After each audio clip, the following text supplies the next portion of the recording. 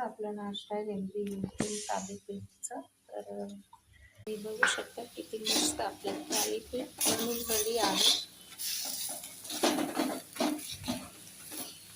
आणि शिवाय हे नाचणीचं आहे। नाचणीचं आपलं थालीपीठ बनून रेडी आहे। मस्त नाश्ता सकाळचा।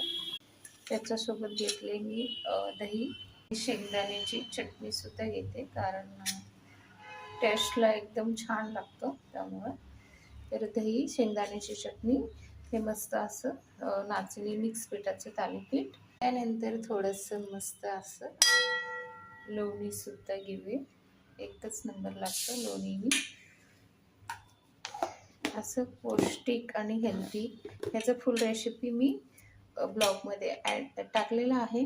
तुम्हाला जर बघायचं असेल मिक्स पिठाचं थालीपीठ कसं आहे तुम्ही बघू शकता नक्की।